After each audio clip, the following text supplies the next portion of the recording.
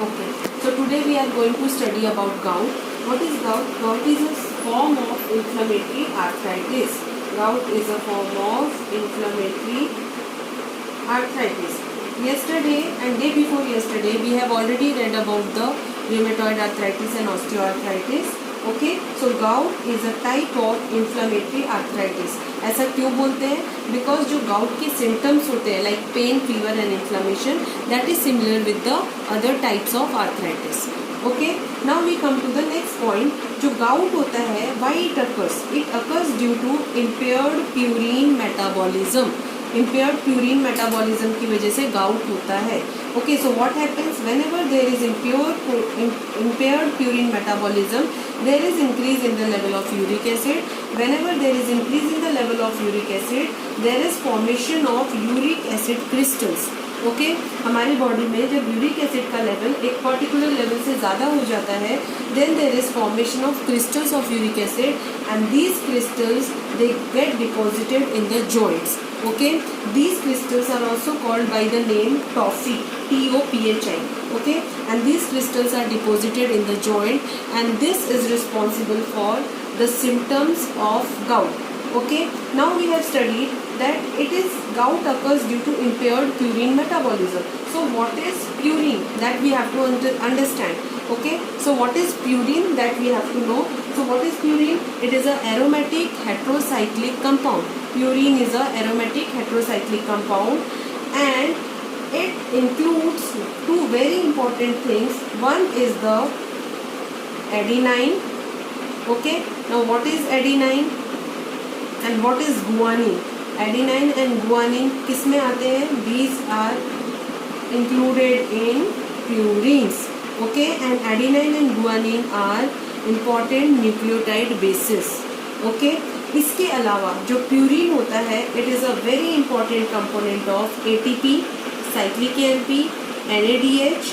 जो भी साइकिल्स हम बायोकेमिस्ट्री में पढ़ते हैं जिसमें NADH आता है, ATP आता है, साइक्लिक AMP आता है, NADPH आता है, all contains purine. Okay, and basically purine हमारी बॉडी में आता कैसे है? It comes from the protein rich food which we are taking. Like for example red meat हो गया, देन सी फूड हो गया. इन सबसे प्रोटीन हमारी बॉडी में आता है और जब प्यूरिन का मेटाबॉलिज्म हो जाता है and whenever the level of purine is more, there will be more production of uric acid and there will be more formation of uric acid crystal and these crystals will deposit in the joints causing gout. Okay, now we proceed further.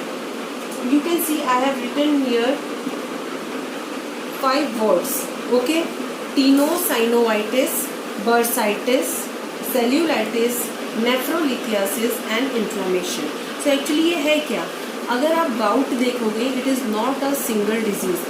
It is a combination of 5 diseases you can say.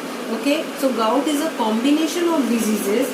और वो कौन कौन सी diseases है? First is the tenosynovitis. Now what is tenosynovitis? Tenosynovitis is the inflammation of, tenosynovitis क्या होता है? It is the inflammation of the tendon sheath where the muscle connects to the bone.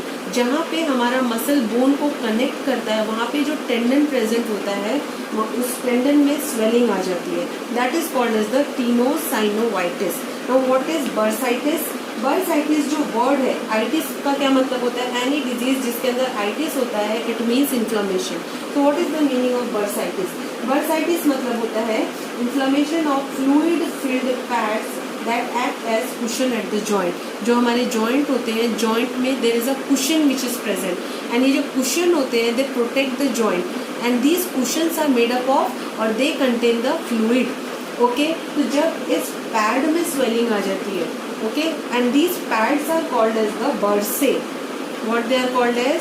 Bursae. So the inflammation of bursae is called as bursitis. Okay, and what is bursae?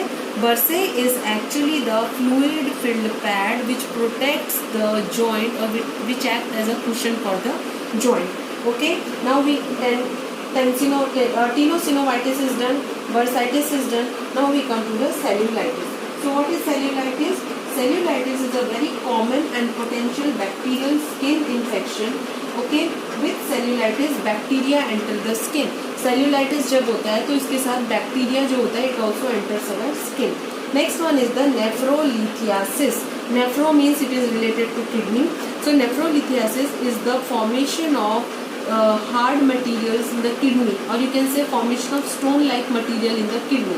And last one is the inflammation. So these are the diseases जिनको मिला के हमारा बनता है gout. Okay, I think इसमें कोई doubt नहीं है. Now we move further. Now we come to the next topic, that is what are the different types of gout. Okay, so different types of gout अगर आप देखोगे तो basically there are two types of gout. One is primary gout and one other one is the secondary gout. What is primary gout? Primary, देखो before going further आपको ये पता है कि गाउट क्यों होता है. Gout occurs due to increase in the level of uric acid. Okay, uric acid का लेवल क्यों बढ़ेगा हमारी बॉडी में? एक तो आप प्रोटीन रिच फूड ज़्यादा खा रहे हो. दूसरा रीज़न क्या हो सकता है? There is decreased excretion of uric acid. अगर आपकी बॉडी में या तो यूरिक एसिड का प्रोडक्शन बहुत ज़्यादा हो रहा है या फिर excretion of uric acid is less, इन दोनों कंडीशन में आपको गाउट होगा. क्योंकि अगर आपके बॉडी में यूरिक एसिड का लेवल बढ़ रहा है तो यूरिक एसिड क्रिस्टल का फॉर्मेशन ज़्यादा होगा. अगर यूरिक एसिड प्रॉपरली एक्सक्रीट नहीं हो रहा है तो भी आपकी बॉडी में यूरिक एसिड का लेवल ज़्यादा होगा. तो जो आपका प्राइमरी आर्थराइटिस होता है, सॉरी प्राइमरी गाउट होता है, it occurs due to decreased excretion of uric acid. Okay, so I think it is understood. Primary gout क्यों होता है? It occurs due to decreased excretion of uric acid. And secondary gout क्यों होता है? Secondary gout होने का main reason है certain diseases. Like for example if a person is chronic alcoholic, कोई एक पर्सन है वो बहुत ज़्यादा अल्कोहल लेता है, और if the person is suffering from hypertension and the person is taking diuretic. Okay, and third reason is if the person is suffering from diabetes. Okay, ये तीन डिजीजेज है. There are many other diseases, but if a person is chronic alcoholic, suffering from hypertension or is diabetic, then he may suffer from gout. Okay, or there will be it has been seen that there is increased level of uric acid in people who are suffering from all these things. Okay, so this is the difference between the primary gout and the secondary gout. Second difference क्या है दोनों में? That जो आपका primary gout होता है it mainly affects the males को mainly affect करता है, and that too in the age group of 30 to 65. Where जो आपका सेकेंडरी गाउट होता है it can affect males and females equally. Okay, so these are the two differences, और you can say these are the major differences between the primary gout and secondary gout. अभी हम आगे बढ़ेंगे और देखेंगे कि और कौन कौन से टाइप्स के गाउट होते हैं. Okay, there are several other forms of gout. ये जो हमने अभी पढ़ा, हमने क्या पढ़ा? दैट गाउट दो टाइप का होता है. There are other forms of gout also. Like सबसे पहला जो होता है आपका, it is called as the asymptomatic. It is called as asymptomatic hyper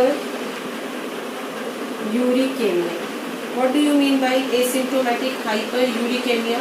okay, हम लोग क्या डिस्कस कर रहे हैं? अभी हमने डिस्कस किया था दो टाइप्स के गाउट होते हैं, but apart from those primary and secondary there are other forms of gout. उसमें सबसे पहले आपका आता है एसिम्प्टोमेटिक हाइपर यूरिकेमिया. अभी हम लोग वर्ड से जाएंगे.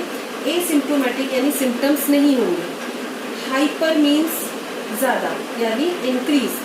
यूरिक यानी uric acid, and एमिया means blood. Okay, I think it is understood. So whenever there is increase in the level of uric acid in blood, but the symptoms are not there, then such gout is called as the asymptomatic hyperuricemia. I think it is understood. Asymptomatic hyperuricemia में क्या होता है? जो person है उसकी body में uric acid का level तो है ज़्यादा, ओके, बट गाउट के सिम्टम्स अभी तक अपीयर नहीं हुए हैं. सो सच टाइप ऑफ गाउट, हम इसको गाउट नहीं बोलेंगे क्योंकि उसको पर्सन को भी गाउट फुल फ्लेजेड हुआ नहीं है. He is just showing increase in the level of uric acid, इसलिए हमने इसका नाम क्या रखा है, एसिम्प्टोमेटिक हाइपरयूरिकेमिया। ओके, नाउ जो सेकेंड टाइप का आपका गाउट होता है that is called as the acute gout. Now I'll explain you this. What is acute gout? If there is increase in the level of uric acid level, okay, there will be inflammation and pain. Okay, what is acute gout? Acute gout क्यों हो गया? अभी पहले asymptomatic था, asymptomatic था यानी symptom नहीं दिख रहे थे बट ब्लड के अंदर यूरिक एसिड का लेवल हाई था. Now acute gout means now the person has turned into a gout patient. But ये कौन से टाइप का gout है? Acute gout है. It means it is not much chronic. You can say like that. So acute gout में क्या होता है, जो आपका यूरिक एसिड का लेवल है वो और इंक्रीज हो जाता है और there is pain and inflammation. Okay, there is pain and inflammation seen. अगर आप एसिम्प्टोमेटिक हाइपरयूरिकेमिया में देखोगे, यहाँ पे भी यूरिक एसिड का लेवल ज़्यादा था बट यहाँ सिम्टम्स नहीं थे. बट जब आप एक्यूट गाउट को देखोगे तो यहाँ पे यूरिक एसिड का लेवल ज़्यादा हो गया है बट यहाँ पे पेन भी है, इन्फ्लामेशन भी है. And one more characteristic of the acute gout is that इसके जो सिम्टम्स होते हैं they are more severe at night. रात में इसके सिम्टम्स ज़्यादा होते हैं एंड इसके जो सिम्टम्स होते हैं the pain is intensified and the inflammation is there for about 8 to 12 hours. 8 से 12 घंटे तक, 8 to 12 hours तक पेन और इन्फ्लामेशन रहेगा. उसके बाद धीरे धीरे ये आराम से लगभग it will take approximately 10 days for the symptoms to go away. I repeat it, acute gout किसे बोलते हैं? एक्यूट गाउट में the level of uric acid is high in the blood. Okay, uric acid crystal बनना start हो गए हैं, symptoms are there, pen भी है, इन्फ्लामेशन भी है बट जो सिम्टम्स रहेंगे कितने दिन तक? For 8 to 12 days and this problem with resolve in 10 days. तो एक्यूट गाउट जो होता है वो 10-12 दिन में ठीक हो जाता है. Okay, I think it is understood. Asymptomatic hyperuricaemia, acute gout. अभी हम इसके बाद डिस्कस करेंगे third form, next form of gout. Okay, so जो अगर आपको एग्जाम में पूछते टाइप्स ऑफ गाउट लिखो तो पहले आप लिखोगे primary gout, secondary gout. Okay, then you will write about the asymptomatic hyperuricaemia, then you will write acute gout. Now there is one more type which is called as the interval gout. Okay, अब what do you mean by interval? Interval मतलब होता है break, सबको पता है. Interval gout में क्या होता है, पेशेंट को एक बार अटैक आएगा, फिर थोड़े टाइम के लिए उसका पेन कम हो जाएगा, फिर दूसरा अटैक आएगा. So there is a interval between 2 attacks of gout. Such gout is called as the interval gout. तो इस वाले गाउट का क्या फ़ायदा क्या है? फ़ायदा क्या है इसमें कि सपोज करो if a person is having a attack of gout आया उसको, देन उसके बाद उसका पेन रिलीफ हो गया, देन सेकेंड अटैक आया बट इसके बीच में there is a time period. इस टाइम पीरियड में the person can take proper medicine जिसकी वजह से जो उसका नेक्स्ट अटैक आएगा उसकी सीवियरिटी कम हो सकती है या फिर वो अटैक नहीं आएगा. Are you getting? That is the advantage of the interval gout. इसके बाद हम जाएंगे नेक्स्ट टाइप ऑफ गाउट में, that is called as the chronic gout. Okay, now I think all of you know that what is acute and what is chronic. मैंने अभी बताया acute मतलब क्या होता है, it is the symptoms will be mild. But अभी हम पढ़ रहे हैं क्रोनिक गाउट के बारे में. क्रोनिक गाउट में क्या होगा, जो यूरिक एसिड लेवल है it will be very high. Uric acid crystal जाके जॉइंट में डिपॉजिट हो चुके होंगे एंड पेन का जो अटैक है it will be very severe attack of pain will be there and this pain will be every time, मतलब suppose next attack आएगा the pain will be intensified. Pain का जो इंटेंसिटी है वो ज़्यादा होगी और पेन सीवियर होगा. ओके, एंड जैसा कि आपने अभी पढ़ा था कि एक्यूट गाउट में क्या होता है, 10 दिन के अंदर the person will be relieve from the attack of the gout, या फिर सिम्टम जो होते हैं वो the person will be feeling relief from the symptoms of gout 10 दिन के अंदर. जो क्रोनिक गाउट होता है the pain may not go away. Pain जो है इट विल नॉट गो. तो हम इसमें देखते हैं क्रोनिक गाउट के कैरेक्टरिस्टिक्स क्या है. सबसे पहले पेन सीवियर होगा, second the pain will be intense, third क्या है, the pain will not go, pain constantly रहेगा, और next there will be damage of joint. जो जॉइंट है वो डैमेज हो जाएंगे और डैमेज होने की वजह से क्या होगा, जॉइंट डैमेज होने की वजह से there will be immobility. What is immobility? The person will not be able to move. Okay, I think it is understood. Now we go to the last type of gout. We will repeat it once again. Okay, just so last वाला जो gout है, it is a little bit interesting. It is called as the pseudo gout. Pseudo मतलब होता है false and gout is gout. तो pseudo gout मतलब क्या होता है? इसके symptoms gout की वजह के जैसे होंगे, but why it is called as false gout? Because what happens in gout? There is accumulation of uric acid crystals. gout में किसका accumulation होता है? यूरिक एसिड क्रिस्टल का एक्यूमुलेशन होता है. Whereas in pseudo gout अगर आप देखोगे there is accumulation of calcium phosphate crystal. ये डिफरेंस है. जो नॉर्मल गाउट होता है उसमें कौन से क्रिस्टल डिपॉजिट होते हैं? यूरिक एसिड के क्रिस्टल डिपॉजिट होते हैं. जो स्यूडो गाउट होता है उसमें कैल्शियम फॉस्फेट के क्रिस्टल्स डिपॉजिट होते हैं. I think this much is understood. Okay, so for your quick revision, I'll just take in very short what are the different types of gout. तो सबसे पहले हमने देखा, क्या देखा? Primary gout. प्राइमरी गाउट में क्या होता है? प्राइमरी गाउट किस वजह से होता है? Due to decreased excretion of uric acid from the body. It mainly affects men in the age group of 30 to 65. Okay, and second आता है आपका सेकेंडरी गाउट. सेकेंडरी गाउट में क्या होता है?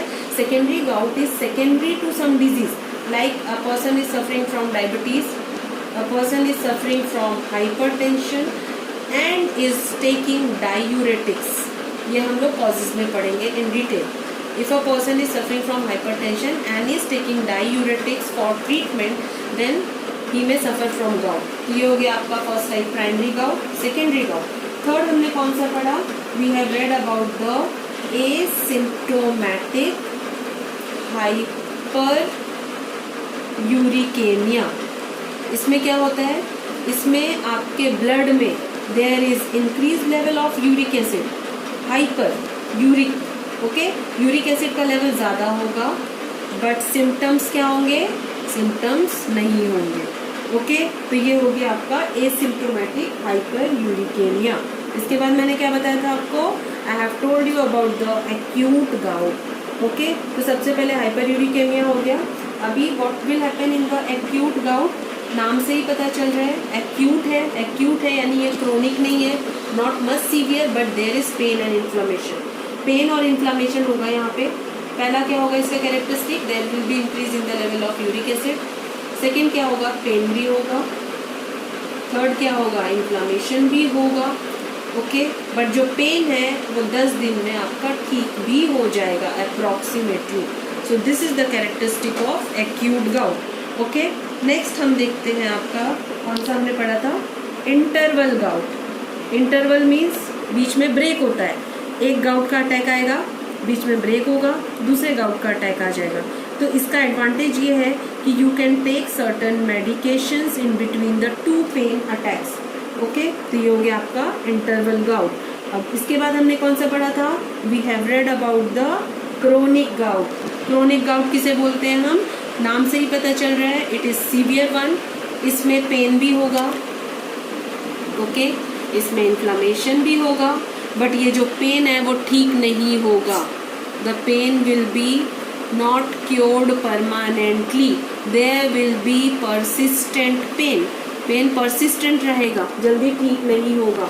ओके, और इसके अलावा क्या होगा? वेरी इंपॉर्टेंट थिंग, क्योंकि पेन आपका ठीक नहीं हो रहा है, इन्फ्लेमेशन कंटिन्यूस है, यूरिक एसिड का लेवल बहुत ज़्यादा हो गया है, जिसकी वजह से there will be joint damage. आपका जॉइंट डैमेज हो जाएगा due to excessive accumulation of uric acid crystal. And as a result what will happen? At last the person may become immobile. person immobile बन जाएगा, उससे चलने को नहीं आएगा. Okay, and the last one which I told you is the pseudo gout. Pseudo gout किसे बोलते हैं? स्यूडो गाउट मतलब क्या होता है? फॉल्स गाउट, जिसके सिम्टम्स तो गाउट की तरह होते हैं, बट यहाँ पे यूरिक एसिड डिपॉजिट नहीं होता है. What was the last one? Pseudo gout. Pseudo gout means false. यहाँ पे सिम्टम्स जो होंगे आपके वो किसकी तरह होंगे? गाउट के जैसे होंगे, बट यहाँ पे there will be uric acid crystals नहीं डिपॉजिट होंगे.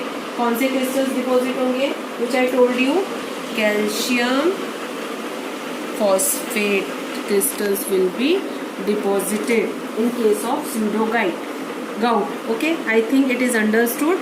These are the different types of gout. Now we go to the symptoms of gout. Okay,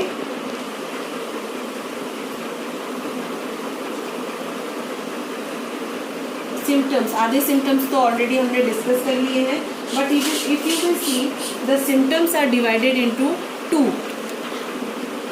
The symptoms are divided into two. पहला है आपका जनरल सिम्टम्स, और second है आपका rare symptoms. General symptoms मतलब already मैंने आपको बताया, पेन होगा, इन्फ्लामेशन होगा, there will be stiffness in the joint will also be there. Okay, next क्या होगा? What will happen? Joint will appear red, swollen, tender and hot. Okay, I think it is understood.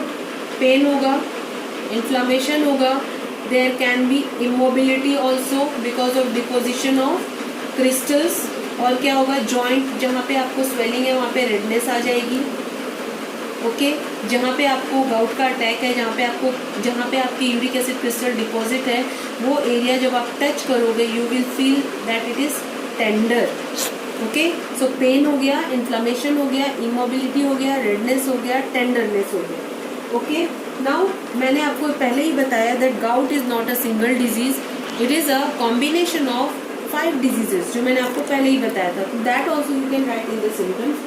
इसके बाद आता है हमारा the rare symptoms which are seen. तो rare symptoms ये किसी में हमें दिखाई देते हैं, they are very rare, like fatigue. Fatigue मतलब ऑल ऑफ यू नो, थकान हो जाती है. There is very high fever. Okay, fatigue is there, high fever is there, leukocytosis is there and tachycardia is there. तो ये जो symptoms है 4-5, these are the rare symptoms, tachycardia and leukocytosis. तो these are the symptoms. तो symptoms को आप 2 तरीके से लिखोगे. One is you will write the general symptoms and one you will write the rare symptoms, which include the fatigue, high fever, tachycardia and leukocytosis. Now we come to the next very important point, that is the etiology of gout. Gout होता क्यों है? Gout होता क्यों है? तो मैंने आपको पहले ही बताया, गाउट होने के 2 ही रीज़न होते हैं बेसिकली अगर देखा जाए तो. सबसे पहला क्या होता है, there is increased production of uric acid, या फिर सेकेंड क्या होगा, there is decreased excretion of uric acid. इन दोनों केसेस में आपको गाउट होने के चांसेस हैं, ठीक है. बट ऐसा बहुत कम होता है that a person suffers from gout due to increased production of uric acid. तो ऐसे लोगों की जो संख्या बोलेंगे दैट इज ओनली 10%, और you can say only 10% of people suffer from gout due to increase production of uric acid.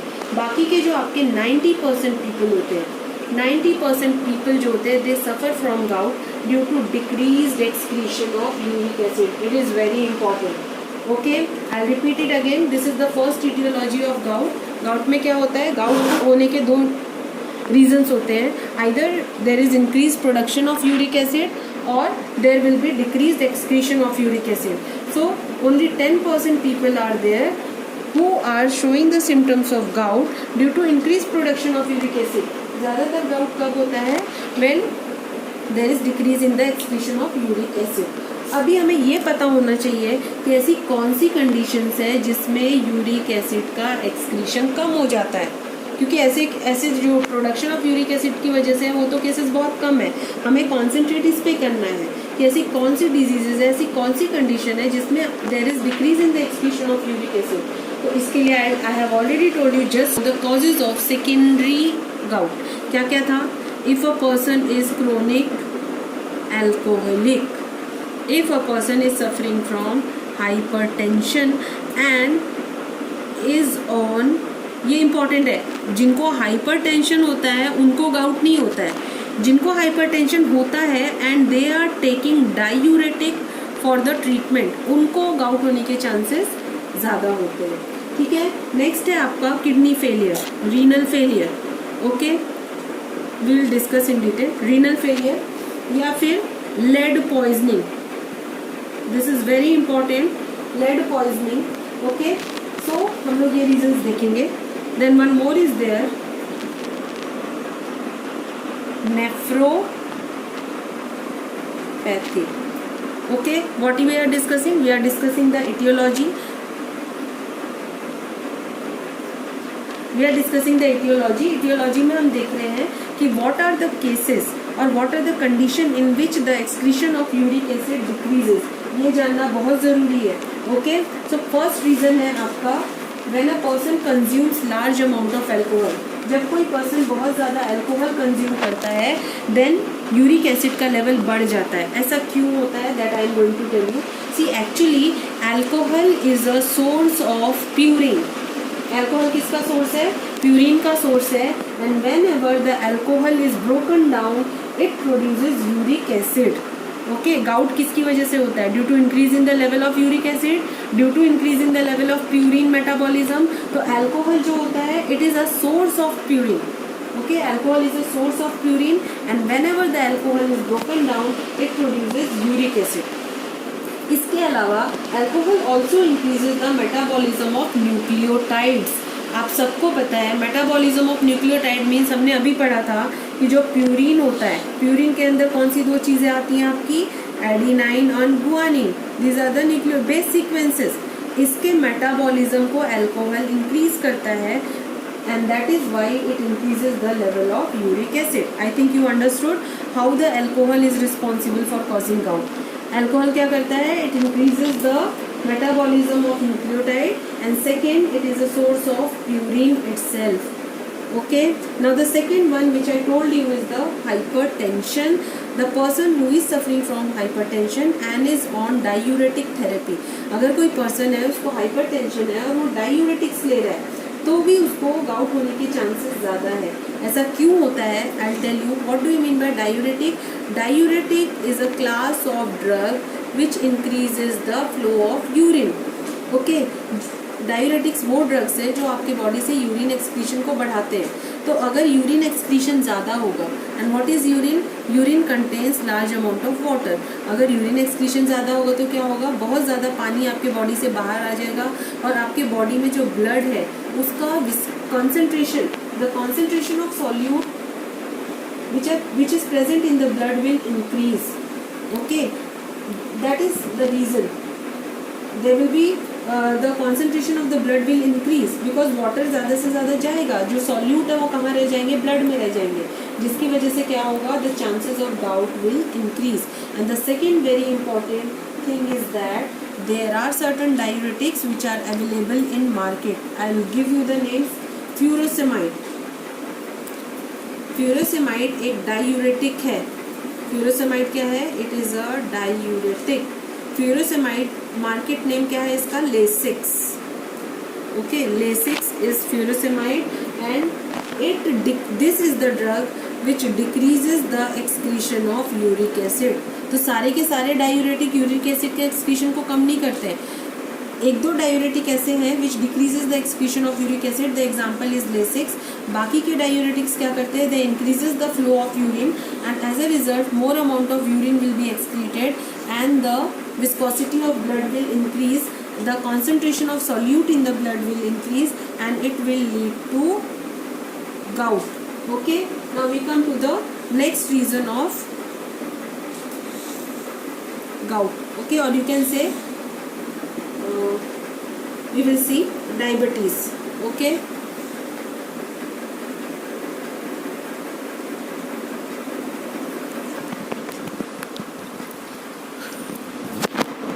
now we will discuss about the diabetes. Diabetes में क्या होता है, diabetes is also called as, जो आपका type 2 diabetes होता है।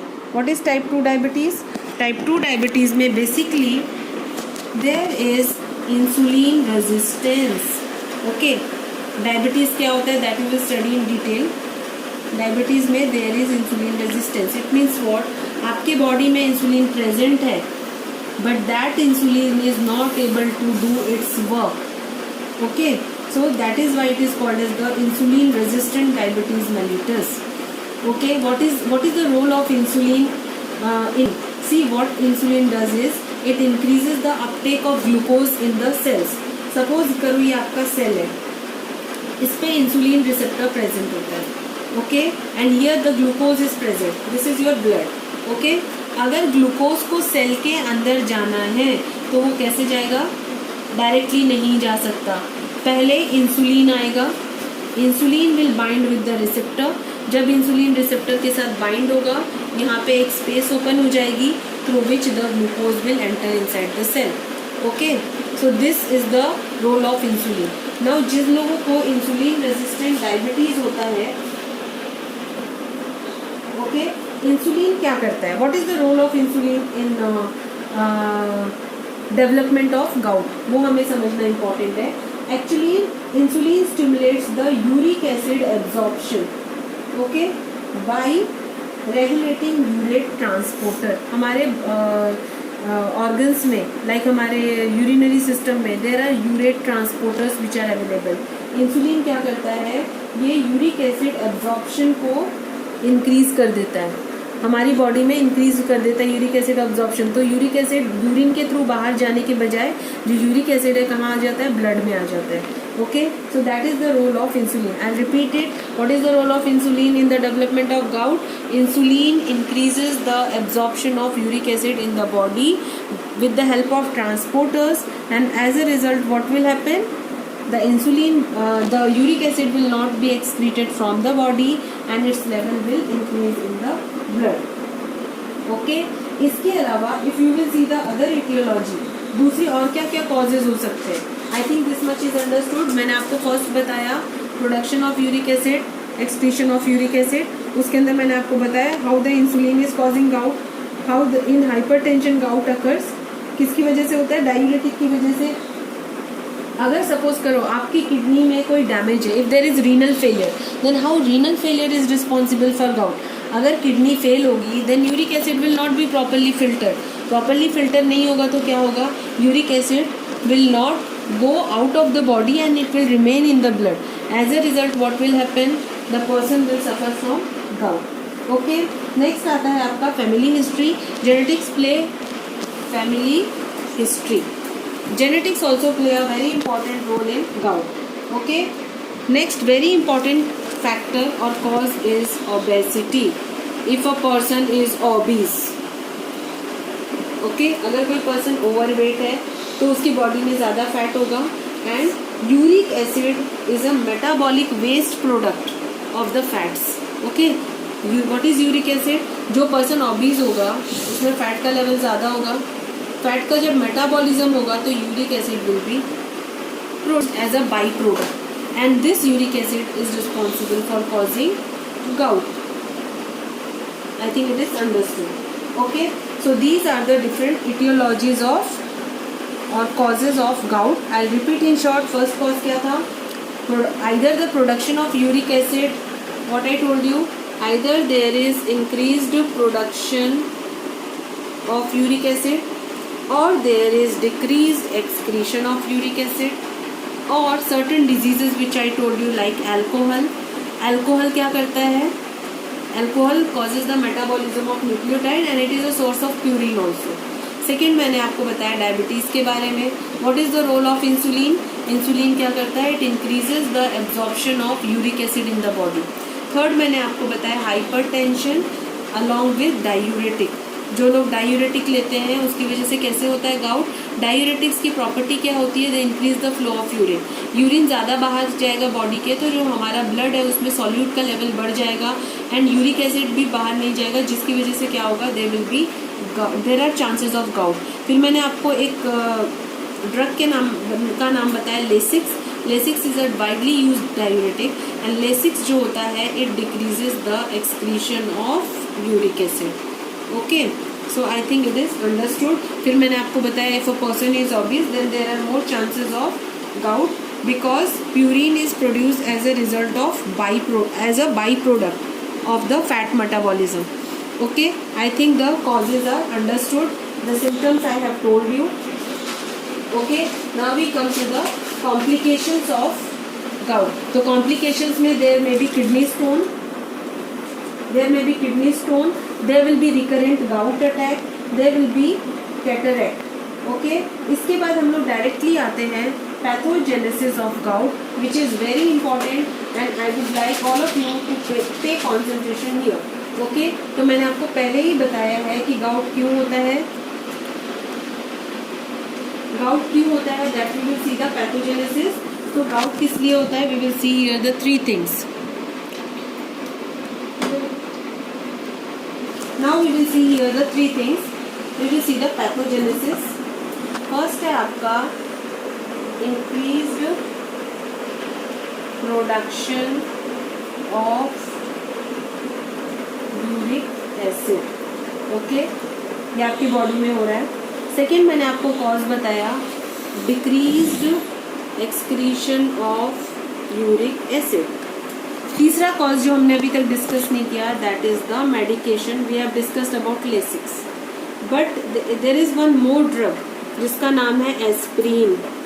Okay, aspirin is a very common medication which is contraindicated in gout. Gout में बिल्कुल भी यूज नहीं करना चाहिए because aspirin also reduces the excretion of uric acid. Okay, so aspirin is contraindicated in gout, that you have to remember. So pathogenesis में हम ये 3 चीजें देखेंगे, increase production of uric acid, decrease excretion of uric acid, and third is the use of medication. इन तीनों वजह से क्या होगा आपकी बॉडी में, इन तीनों वजह से what will happen, there will be increase in the level of uric acid. Okay, अभी यूरिक एसिड का लेवल बढ़ेगा तो क्या होगा, ये मैंने आपको पहले ही बताया, there will be formation of crystal. Okay, ये मैंने आपको बता चुके हैं स्टार्टिंग में. क्रिस्टल को हम लोग क्या बोलते हैं, मैंने ये भी बताया था, toffee is the uric acid crystal. Okay, जब ये टॉफी बनेगी, जब ये क्रिस्टल बनेंगे आपके जॉइंट्स में जाके, तो it will trigger the inflammatory reaction. Why, because this is not normal condition for the body. ये मैंने आपको कई बार बताया है कि whenever the condition is not normal for the body, in all such condition our immune system either gets activated or there is inflammatory response in our body. Okay, so what is pathogenesis? Whenever there will be increased production of uric acid, decreased excretion of uric acid, or when you are taking certain medications. कौन से medication मैंने अभी आपको बताया, Lasix के बारे में बताया. ओके, सेकेंड क्या बताया मैंने आपको, एस्प्रीन के बारे में बताया. इन दोनों केसेस में क्या होगा, इन तीनों की वजह से finally what will be the final condition, there will be increase in the level of uric acid. Okay, जब ये यूरिक एसिड का लेवल और ज़्यादा होगा, there will be formation of crystals and this crystals are called as tophi and this will trigger the inflammatory reaction in our body. Okay, now after that what will happen, it is very important, action of, let me right first, NLRP3,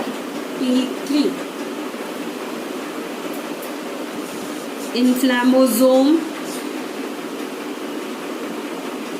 complex. NLRP3 inflammasome complex. See, let me write it, then I'll explain you. Then there will be formation of caspase-1. Okay, caspase-1 क्या करेगा, okay, I'll explain you that. See,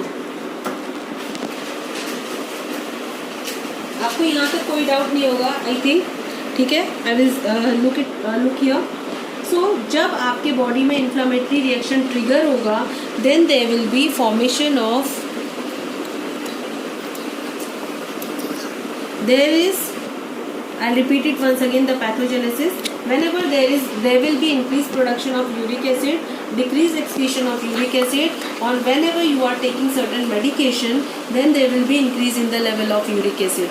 जब uric acid का level बढ़ेगा तो crystal deposition start हो जाएगा आपके joints में and your body will trigger the inflammatory reaction. As a result of this inflammatory reaction there will be formation of a complex जिसका नाम है NLRP3 इन्फ्लामोसोम कॉम्प्लेक्स। अभी ये NLRP3 है क्या?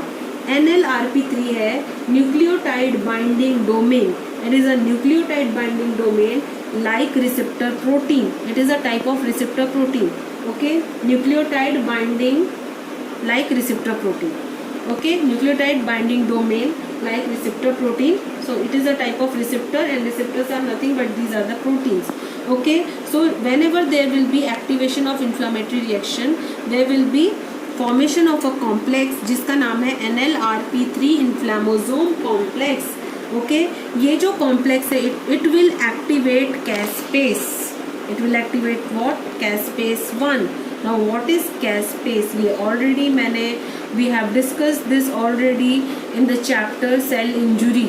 Okay, caspase 1 is a protease enzyme. It is a protease enzyme. What is the role of caspase in gout that we are going to see अभी. so what will happen? inflammatory reaction की वजह से there will be formation of a complex. what is the name of that complex? NLRP3 inflammasome complex or nucleotide binding domain like receptor protein. okay, this complex will cause the activation of caspase 1. and what caspase 1 will do? it will cause the, I'll tell you that, it will cause the activation of interleukin B. See what happens in our body? This interleukin 1B is in inactive form. जब caspase form होता है, ये caspase क्या करता है? interleukin B जो होता है, जो inactive form में होता है, it converts it into active form, and this interleukin 1B, it is responsible for the, what you will say, interleukin 1B. it is a very important inflammatory mediator. okay, so this is about the pathogenesis. I'll repeat it once again in very short. okay, कहाँ से repeat कर रही हूँ मैं? gout कब होता है? whenever there is increased production of uric acid or there is decreased excretion of uric acid.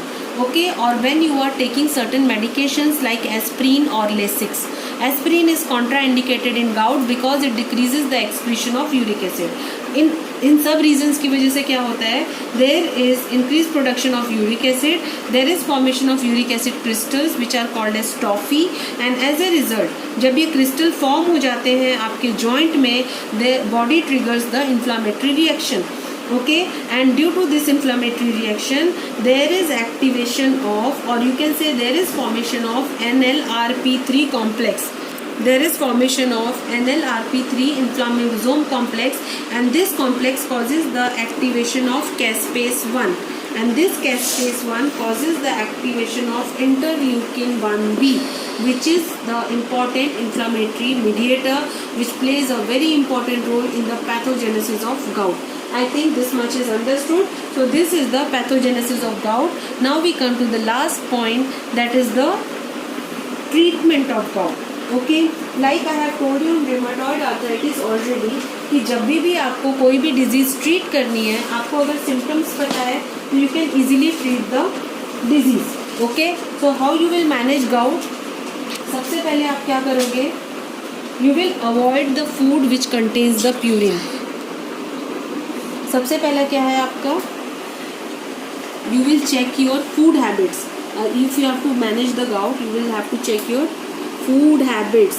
You will have to avoid all those food materials which contain what? Purine. जिस food material में purine होता है, red meat totally आपको नहीं खाना है, sea food totally आपको नहीं खाना है.